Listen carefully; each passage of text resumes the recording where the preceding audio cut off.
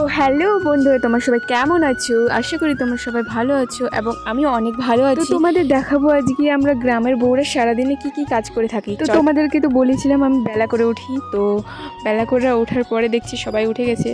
আমি উঠে ব্রাশ করে নিলাম। প্রথমে আমি ঘুম থেকে লেট করে ওঠার জন্য সকাল সকাল উঠানটা আমার শাশুড়ি মাই ঝাড় দেয়। তো সব কিছু ঝাড় দেওয়া কমপ্লিট হয়ে গেছে, শুধু আমার রুমটা বাকি ছিল। তো উঠে দেখছি যে আমার দাদুর শাশুড়ি মা চা খাচ্ছে।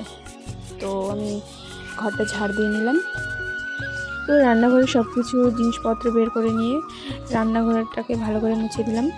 তো আমার আবার রোজ যদি রান্নাঘর না লেপে দিই তো আমার ভাল লাগে না, মনে হয় কী যেন বাকি আছে। তার জন্য রান্নাঘরটা আমি প্রতিদিনই লেপে দিই।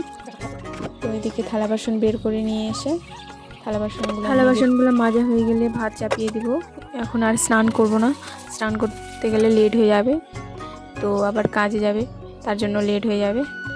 এদিকে দেখছি বিকেলবেলা একদম উঠোনটা একদম এলোমেলো হয়ে আছে, তাই ভাবছি উঠোনটা আগে ঝাড় দিয়ে নিই, তারপরে আবার ওইদিকে মাঠের দিকে যেতে লাগবে। তো বাবা আজকে বেগুন তুলবে, তো বেগুন তুলতে যেতে হবে।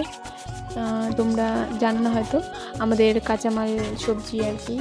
তো দেখতে দেখতে আমিও চলে আসলাম মাঠের দিকে। তো ব্যাগপত্র নিয়ে এখন এগিয়ে চললাম। এদিকে বাবা আগে থেকেই লেগে পড়েছে কাজে, তো আমিও কাজে লেগে পড়বো বেশি দেরি না করে। তো আমাদের দেখতে দেখতে আমার ব্যাগ ভর্তি হয়ে গেল বেগুন তোলা। তো এখন বাবা মাকে তুলে দিচ্ছে, মা নিয়ে যাচ্ছে, আর বাবা আর আমি তো দেখতে দেখতেও আমাদের বেগুন তুলা একদম শেষ। তো আমরা এখন বাড়ি চলে যাব। তো দুটো বেগুন নিয়ে নিলাম ভাজা খাওয়ার জন্য। তো ভিডিওটা কেমন লাগলো অবশ্যই বলবে। তো আজকে এই পর্যন্তই, টাটা।